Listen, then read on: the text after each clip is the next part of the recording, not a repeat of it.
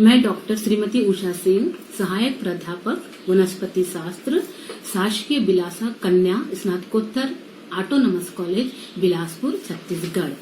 मेरा टॉपिक है order Gnetales, जो एमएससी सेकेंड सेमेस्टर के थर्ड पेपर के अंतर्गत आता है। थर्ड पेपर का नाम है taxonomy and diversity of gymnosperm. का मेरा टॉपिक है ऑर्डर नीटेल्स। नीटेल्स जो है जिम्नोस्पर्म के अंतर्गत आता है। जिम्नोस्पर्म जो है वो सीढ़ी पौधे का स्मॉल ग्रुप माना जाता है। इस ग्रुप के अंतर्गत जितने भी पौधे आते हैं उनमें सीड जो रहता है वो नेकेड होता है। प्लांट विथ अनप्रोटेक्टेड सीड के बेस पर थियोफास्टर ने इसका नाम जिम्नोस्पर्म रखा था। जिम्नोस्पर्म फेंड्रोगेमिया डिवीजन के अंतर्गत आता है और इस डिवीजन के अंतर्गत एंजियोस्पर्म भी आता है। फेंड्रोगेमिया के ये दोनों वर्ग जो है जिम्नोस्पर्म और एंजियोस्पर्म जो है वो एडवांस हायर ग्रुप के अंतर्गत आते हैं, अर्थात इनके प्लांट जो होते हैं वे हायर प्लांट के नाम से जाने जाते हैं। जिम्नोस्पर्म में फ्लावर के साथ साथ ओवरी नहीं पाई जाती है। फ्लावर होता है परंतु ओवरी नहीं पाई जाती है, अर्थात फेंड्रोगेम्स विदाउट ओवरी के नाम से गोविल ने इसे फ्लावर फ्रूटलेस प्लांट का नाम दिया। क्योंकि फ्रूट नहीं बनता, इसी कारण इसमें फ्रूट का फॉर्मेशन न होने के कारण सीड जो होते हैं वे नेकेड सीड पाए जाते हैं। इस ग्रुप के अंतर्गत जो भी पौधे आते हैं जिम्नोस्पर्म के वे हायर प्लांट होते हैं, अर्थात ये प्लांट जो है रूट, स्टेम और लीफ में डिफरेंशिएटेड होते हैं। जिम्नोस्पर्म में जाइलम में वेसल्स नहीं पाया जाता है, परंतु नीटेल्स ऑर्डर एक ऐसा ऑर्डर है जिसमें जाइलम में वेसल्स प्रेजेंट होते हैं। तो ये था एक छोटा सा परिचय जिम्नोस्पर्म का। अब हम आते हैं ऑर्डर नीटेल्स में। कुछ कैरेक्टर्स हम ऑर्डर नीटेल्स के मैं आपको यहाँ बताना चाहती हूँ। सबसे पहले तो इसमें इसकी जो लीफ होती है नीटेल्स ऑर्डर की लीफ वो अपोजिट डेकासेट होती है तथा रेटिकुलेट वेनेशन इसमें पाया जाता है। ये जो कैरेक्टर्स होता है वो डाइकॉट पौधे के समान हमें दिखाई देता है। इसमें वेस्कुलर बंडल में जाइलम में वेसल्स प्रेजेंट होते हैं। तो इसके अलावा इसके inflorescence male and female strobili के रूप में होते हैं, जो इन्फ्लोरेसेंस के समान हमें दिखाई देते हैं। ऑर्डर नीटेल्स में रेजिन केनॉल अब्सेंट होती है। सूट एपेक्स का जो फॉर्मेशन है वो ट्यूनिका कार्पस कॉन्सेप्ट के बेस पर आधारित होता है। यहाँ पर अब ये हुआ थोड़ा सा ऑर्डर नीटेल्स के कैरेक्टर्स। अब हम इसके ऑर्डर नीटम जीनस नीटम के क्लासिफिकेशन को देखेंगे या सिस्टमेटिक पोजीशन की हम स्टडी करेंगे। और इसे नीटम जो होता है वो क्लेमाइडोस्पर्मोफाइटा, डिवीजन इसका Gnetopsida, Gnetales order family Gnetaceae and genus Gnetum. अब हम आते हैं नीटम पर।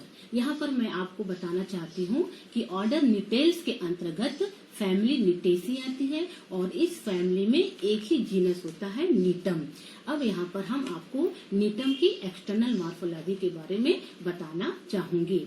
एक्सटर्नल मॉर्फोलॉजी में नीटम की जो प्लांट बॉडी होती है वो स्पोरोफाइट होती है, अर्थात इसमें रूट, स्टेम और लीफ में डिफरेंशिएटेड होते हैं। नीटम की प्लांट जो होता है वो एंजियोस्पर्म के प्लांट से सिमिलरिटी या समानता रखता है। नीटम की स्पीसीज जो रहती है वो ट्रॉपिकल रीजन में पाई जाती है। अधिकतर नीटम जो है वुडी एंड क्लाइंबर नेचर का होता है, परंतु नीटम निमॉन जो है वो स्मॉल ट्री के रूप में पाया जाता है। कुछ नीटम की स्पीसीज जो है जैसे कि नीटम ट्राइवर्स, ये पैरासाइट के रूप में होती है और ये सिंपोना के ऊपर पैरासाइट के रूप में पाई जाती है। नीटम निमॉन जो होता है वो एक मेडिसिनल प्लांट के रूप में भी पाया जाता है। नीटम की जो प्लांट बॉडी होती है, क्योंकि हम पहले ही बता चुके हैं कि रूट, स्टेम एंड लीफ में डिफरेंशिएटेड होती है, अतः हम यहाँ पर पहले रूट की मॉर्फोलॉजी देखेंगे। रूट जो होता है नीटम का वो टैप रूट होता है और ये डीपली ग्रो नहीं करता है। दूसरा है सेकेंड जो है वो है स्टेम। नीटम में स्टेम में दो प्रकार की ब्रांचिंग होती है। एक होती है ड्रॉप शूट जिसको जो लिमिटेड ब्रांच के रूप में होती है, और दूसरी होती है लॉन्ग शूट जो अनलिमिटेड ब्रांच के रूप में पाई जाती है। यहाँ मैं आपको बताना चाहती हूँ कि नीटम निमॉन जो है उसमें एक ही प्रकार की ब्रांचिंग पाई जाती है। स्टेम में ज्वाइंट होता है और ज्वाइंट के दो भाग पाए जाते हैं। एक भाग जो है वो नोड के ऊपर होता है तथा दूसरा भाग जो है वो नोड के जस्ट नीचे प्रेजेंट होता है। अब हम यहाँ पर आते हैं इसकी लीफ की एनाटॉमी। लीफ की एनाटॉमी जो होती है, इस लीफ जो होता है, जैसा कि मैंने ऑर्डर के कैरेक्टर्स में बताया था कि लीफ जो है वो अपोजिट डेकासेट के रूप में होता है, रेटिकुलेट वेनेशन होता है जो डाइकॉट के समान दिखाई देता है। इसका जो मार्जिन होता है वो इंटायर होता है और एपेक्स एक्यूट होता है। लीफ जो होती है वो ब्रॉड लैमिला के रूप में पाई जाती है और ये जो लैमिला है वो पिट्यूलेट होता है, एक्स एस्टिकुलेट होता है तथा मार्जिन इसका इंटायर के रूप में पाया जाता है। अब हम आते हैं रूट की एनाटॉमी पर। रूट की एनाटॉमी जो है इसमें जैसे कि पहले ही बता चुकी हूँ कि मैं इसमें टैप रूट सिस्टम होता है तथा ये डीपली ग्रो नहीं करती है। नीटल्स ऑर्डर के अंतर्गत में इसको बताया। अब उसके बाद इसकी एनाटॉमी हम देखते हैं। तो रूट की जो एनाटॉमी होती है, इसका जब टीएस सेक्शन काटा जाता है तो ये सर्कुलर आउट ग्रोथ आउट के रूप में, सर्कुलर आउटलाइन के रूप में पाया जाता है। नीटम में रूट की एनाटॉमी के अंतर्गत इसके दो पार्ट्स होते हैं, प्राइमरी स्ट्रक्चर और दूसरा है सेकेंडरी स्ट्रक्चर। पहले हम लेंगे इसका प्राइमरी स्ट्रक्चर। प्राइमरी स्ट्रक्चर में इसके तीन पार्ट्स होते हैं। फर्स्ट है एपिब्लेमा, दूसरा है कॉर्टेक्स और तीसरा है वेस्कुलर रीजन। आते हैं हम पहले एपिब्लेमा में। सबसे पहले एपिब्लेमा ये नीटम के रूट की आउटलाइन लेयर होती है। इस पैरेन्काइमा सेल से मिलकर के बनी हुई होती है। कुछ पैरेन्काइमा की सेल्स लॉन्गिट्यूडनल ग्रो करती हैं जिससे कि रूट हेयर का फॉर्मेशन होता है। इसके अलावा एपिब्लेमा जो है वो थिक क्यूटिकल की लेयर उसके ऊपर पाई जाती है, अर्थात एपिब्लेमा थिक क्यूटिकल के द्वारा घिरा हुआ रहता है। ये तो हुआ आउटर मोस्ट लेयर एपिब्लेमा के बारे में। अब हम लेते हैं दूसरा कॉर्टेक्स का। कॉर्टेक्स जो होता है वो सिंपल पैरेन्काइमेटस सेल्स की बनी हुई मल्टी लेयर्ड होती है। प्रत्येक सेल्स में अधिक मात्रा में स्टार्च ग्रेन पाया जाता है। इसके अलावा कॉर्टेक्स की सेल्स में फाइबर्स की सेल्स भी प्रेजेंट होती है। मल्टी लेयर होती है, जैसे कॉर्टेक्स की इनर मोस्ट लेयर जो रहती है वो एंडोडर्मिस बनाती है। एंडोडर्मिस सिंगल लेयर की बनी हुई रहती है। उसके नीचे एंडोडर्मिस के जस्ट नीचे पेरिसाइकल की लेयर पाई जाती है। ये तो हुआ कॉर्टेक्स रीजन। अब हम आते हैं वेस्कुलर रीजन में। वेस्कुलर रीजन हम देखते हैं कि चूंकि ये रूट है अर्थात इसमें डाई आर्च और ट्राई आर्च के रूप में वेस्कुलर रीजन पाया जाता है, वेस्कुलर बंडल पाए जाते हैं। ये वेस्कुलर बंडल जो होते हैं एक्सार्स होते हैं, एक्सार्स कंडीशन में पाए जाते हैं। अब दूसरा हम लेते हैं secondary growth. Secondary growth root में, नीटम की रूट में सेकेंडरी ग्रोथ पाई जाती है। सेकेंडरी ग्रोथ के लिए आउटर सेल्स की जो फ्लोएम ग्रुप ऑफ सेल्स होती है वो इनर की तरफ और जाइलम के जो ग्रुप होता है वो आउटर की तरफ कैम्बियम आर्च बनाती है। कैम्बियम आर्च मिल करके कैम्बियम स्ट्रिप बनाती है। ये जो कैम्बियम स्ट्रिप होती है वो एक्टिव होती है तथा बाहर की ओर सेकेंडरी फ्लोएम और इनर की ओर सेकेंडरी जाइलम का फॉर्मेशन करती है। Secondary xylem and secondary phloem जो होते हैं ये सेकेंडरी टिश्यू के नाम से जाने जाते हैं। सेकेंडरी जाइलम जो है इसमें जाइलम ट्रेकिट्स होता है, वेसल्स होती हैं और जाइलम पैरेन्काइमा के द्वारा जाइलम सेकेंडरी जाइलम जो है वो बना हुआ रहता है। उसी प्रकार सेकेंडरी फ्लोएम जो है वो सेफ ट्यूब और सेकेंड फ्लोएम पैरेन्काइमा से मिल करके बना हुआ रहता है। यहाँ पर हम देखते हैं कि जो सेकेंडरी जाइलम होता है उसमें वेसल्स होती हैं और ट्रेकिड्स होती हैं। तो वेसल्स में यूनिसिरिएट ब्रॉडेड पिट्स पाए जाते हैं, जबकि वेसल्स में मल्टीसिरिएट ब्रॉडेड पिट्स पाए जाते हैं, जबकि ट्रेकिड्स में यूनिसिरिएट ब्रॉडेड पिट्स होते हैं। ये जो ब्रॉडेड पिट्स होते हैं ये सर्कुलर होते हैं। सर्कुलर होने के साथ ही साथ सेकेंडरी जाइलम जो होता है कैल्शियम ऑक्सिलेट से बनी हुई पैरेन्काइमा सेल्स के बनी मेडुलरी रे पाई जाती है। ये मेडुलरी रे जो कि सेकेंडरी जाइलम में प्रेजेंट होती है। सेकेंडरी ग्रोथ के बाद अब हम आते हैं यहाँ पर सेकेंडरी वैस्कुलर टिश्यू का जब फॉर्मेशन होता है तो साथ ही साथ पेरिडर्म का भी फॉर्मेशन होता है। पेरिडर्म का फॉर्मेशन के लिए कॉर्क के कॉर्टेक्स की आउटर वाली सेल्स और एपिब्लेमा की इनर वाली सेल्स जो होती हैं वो कॉर्क कैम्बियम का फॉर्मेशन करती है। कॉर्क कैम्बियम जो है आउटर की तरफ कॉर्क तथा अंदर की तरफ सेकेंडरी कॉर्टेक्स का फॉर्मेशन करती है। ये तो हुआ यहाँ पर रूट की एनाटॉमिक स्ट्रक्चर जो कि दो भागों की बनी है, एक प्राइमरी स्ट्रक्चर और दूसरा है सेकेंडरी ग्रोथ, अर्थात रूट में सेकेंडरी ग्रोथ जो होती है वो पाई जाती है। अभी तक के हम देखे हैं नीटम के रूट की एनाटॉमी। अब हम यहाँ पर आपको बताएंगे नीटम के स्टेम की एनाटॉमी अर्थात इंटरनल स्ट्रक्चर ऑफ स्टेम। नीटम के स्टेम के स्ट्रक्चर के लिए इसे 3 भाग में हम बांट सकते हैं। पहला है प्राइमरी स्ट्रक्चर, दूसरा है सेकेंडरी ग्रोथ और तीसरा है सेकेंडरी जाइलम। पहले हम देखते हैं प्राइमरी स्ट्रक्चर। नीटम के प्राइमरी स्ट्रक्चर में सबसे पहले एपिडर्मिस आती है, उसके बाद आता है कॉर्टेक्स, उसके बाद आता है एंडोडर्मिस, फिर पेरिसाइकल आता है और लास्ट में वैस्कुलर रीजन आता है या वैस्कुलर बंडल आता है। चलिए हम देखते हैं सबसे पहले प्राइमरी स्ट्रक्चर के अंतर्गत एपिडर्मिस। नीटम के इंटरनल स्ट्रक्चर में एपिडर्मिस जो रहती है, नीटम के इंटरनल स्ट्रक्चर में एपिडर्मिस जो है वो रेक्टेंगुलर एंड पेपिलियोनेट सेल्स की बनी हुई होती है।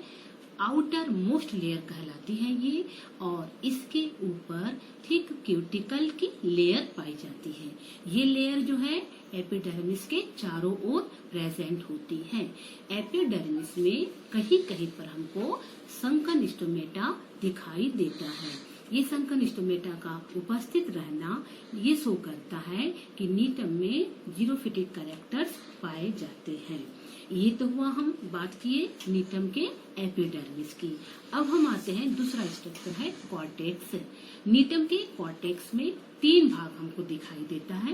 पहला है आउटर कॉर्टेक्स, दूसरा है इनर कॉर्टेक्स और तीसरा है मिडिल कॉर्टेक्स। यदि हम इसको इस रूप में भी कह सकते हैं कि आउटर कॉर्टेक्स, मिडिल कॉर्टेक्स और इनर कॉर्टेक्स के रूप में हम मानते हैं। चलिए पहले देखते हैं हम आउटर कॉर्टेक्स। नीटम की आउटर कॉर्टेक्स जो होती है जस्ट एपिडर्मिस के जस्ट नीचे पाई जाती है। ये जो होती है पॉलीगोनल सेल्स की कोलेनकाइमा सेल्स की बनी हुई रहती है। कोलेनकाइमा की सेल्स 4 या 5 लेयर की होती है, अर्थात मल्टी लेयर्ड की होती है।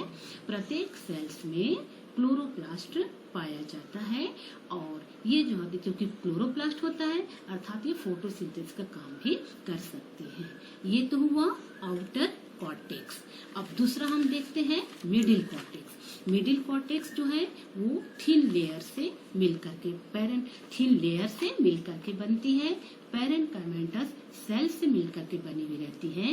ये भी 4 और 5 लेयर से मिलकर के बनी हुई रहती है। इसमें फाइबर सेल्स जो है वो प्रेजेंट होते हैं। ये तो हुआ मिडिल कॉर्टेक्स। अब हम आते हैं इनर कॉर्टेक्स में। इनर कॉर्टेक्स जो होता है वो स्क्लेरेनकाइमेटस सेल से मिलकर के बना हुआ रहता है। 2 या 3 लेयर की बनी हुई रहती है। ये जो स्क्लेरोकाइमेटस सेल्स होती है इसमें पीट केनॉल पाए जाते हैं। ये जो पीट केनॉल होते हैं ये ब्रांचेड भी हो सकते हैं या अनब्रांचेड भी हो सकते हैं। ये तो हुआ, हमने देखा कि क्या कॉर्टेक्स रीजन। अब हम आते हैं एंडोडर्मिस में। कॉर्टेक्स की इनर मोस्ट लेयर जो होती है वो एंडोडर्मिस होती है तथा उसके नीचे पेरिसाइकल पाया जाता है। एंडोडर्मिस और पेरिसाइकल जो है इसमें पूर्ण रूप से हमको दिखाई नहीं देता, या ये कहें कि स्पष्ट रूप से हमको दिखाई नहीं देता है। ये तो हुआ एपिडर्मिस और कॉर्टेक्स रीजन तथा एंडोडर्मिस एंड पेरिसाइकल। अब हम तीसरा जो है वो है वेस्कुलर टिश्यू। वेस्कुलर टिश्यू नीटम के स्टेम में जो वेस्कुलर टिश्यू होते हैं वे 20 से 24 वेस्कुलर बंडल मिल करके वेस्कुलर टिश्यू का फॉर्मेशन करते हैं। ये जो वेस्कुलर बंडल होते हैं ये रेडियली अरेंज होते हैं, या ये कहें कि ये जो है रिंग में पाए जाते हैं। वेस्कुलर बंडल रिंग में पाए जाते हैं। प्रत्येक वेस्कुलर बंडल जो है पैरेनकाइमेटस सेल्स की बनी हुई मेडुलरी रे के द्वारा एक दूसरे से सेपरेट रहता है। प्रत्येक वेस्कुलर बंडल जो है कॉन्जॉइंट होता है, कोलेटरल होता है, एंडार्च होता है तथा ओपन होता है। वेस्कुलर बंडल में जाइलम और फ्लोएम पाए जाते हैं। जाइलम में वेसल्स होती है एंड ट्रेकिड्स पाई जाती है। वेसल्स एंड ट्रेकिड्स पाई जाती है तथा फ्लोएम में सेफ ट्यूब और फ्लोएम पैरेन्काइमा पाए जाते हैं। चलिए देखते हैं हम जाइलम के ट्रेकिड्स में यूनिसिरिएट ब्रॉडेड पिट्स पाए जाते हैं। इसमें बार ऑफ सेनियो भी पाया जाता है। फ्लोएम में देखें तो फ्लोएम चूंकि सेफ ट्यूब और कंपेनियन सेल से मिलकर के बनी हुई रहती है। ये तो हुआ वेस्कुलर रीजन वाला भाग या वेस्कुलर टिश्यू वाला भाग। अब आते हैं हम सबसे नीचे पिथ। पिथ जो होती है सिंपल पैरेन्काइमा सेल से मिलकर के बनती है, लूजली होती है तथा ये लूजली अरेंज होती है और इसे हम पिथ के नाम से जानते हैं। पॉलीगोनल सेल्स की बनी हुई रहती है। ये तो हुआ प्राइमरी स्ट्रक्चर। अब हम आते हैं नीटम में सेकेंडरी ग्रोथ। क्योंकि नीटम के सेकेंडरी ग्रोथ जो होती है, फॉर एग्जाम्पल नीटम निमॉन। नीटम निमॉन में सेकेंडरी ग्रोथ जो होती है वो नॉर्मल टाइप की पाई जाती है। प्राइमरी वेस्कुलर बंडल में पाए जाने वाले इंट्राफेसिकुलर कैम्बियम जो है इसमें पाई जाती है, और ये इंट्राफेसिकुलर कैम्बियम जो है इंटरफेसिकुलर कैम्बियम या इंटरफेसिकुलर स्ट्रिप का फॉर्मेशन करती है। सेकेंडरी ग्रोथ के अंतर्गत ये दोनों कैम्बियम जो है अर्थात interfascicular cambium and intrafascicular cambium ये दोनों मिलकर के एक कंप्लीट कैम्बियम रिंग बनाती है। ये कैम्बियम रिंग जो है वो आउटर की तरफ सेकेंडरी फ्लोएम बनाती है और इनर की तरफ सेकेंडरी जाइलम बनाती है। इस प्रकार नीटम में सेकेंडरी टिश्यू का फॉर्मेशन होता है। सेकेंडरी जाइलम और सेकेंडरी टिश्यू बनने से नीटम के स्टेम में थिकनेस में ग्रोथ होती है, अर्थात उसकी मोटाई में ग्रोथ पाई जाती है। ये तो हुआ नीटम निमॉन में नॉर्मल सेकेंडरी ग्रोथ पाया जाना। परंतु नीटम की कुछ ऐसी स्पीसीज भी होती हैं जिसमें नीटम के एनामुलस सेकेंडरी ग्रोथ पाई जाती है। वे स्पीसीज हैं नीटम यूला एंड नीटम एफ्रिकेनम। इन दोनों स्पीसीज में एनामुलस सेकेंडरी ग्रोथ पाई जाती है। चलिए देखते हैं एनामुलस सेकेंडरी ग्रोथ क्या है।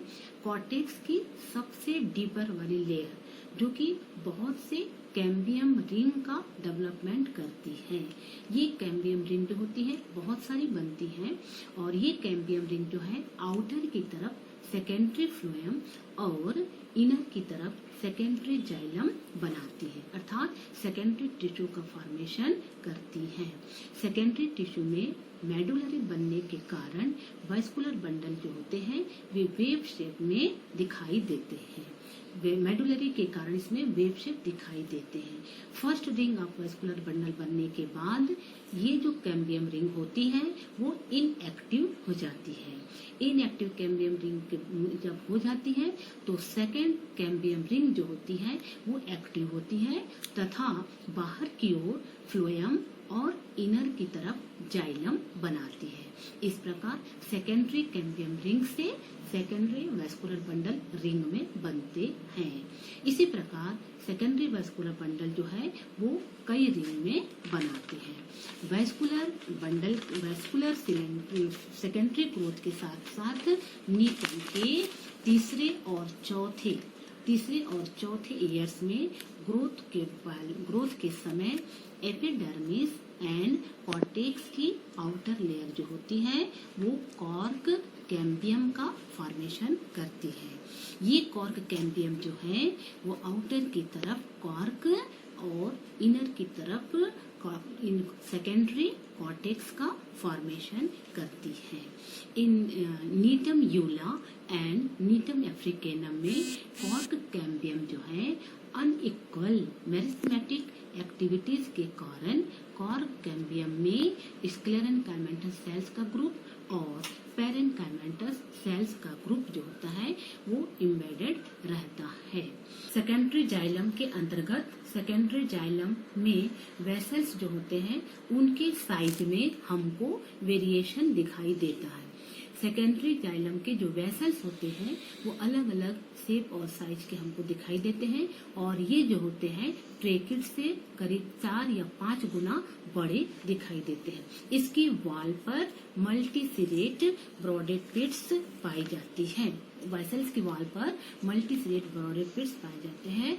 एंड वॉल टूट करके कंटिन्यूअस ट्यूब का फॉर्मेशन करती है। ये जो कंटिन्यूअस ट्यूब बनता है ये एंजियोस्पर्म के समान हमको दिखाई देता है।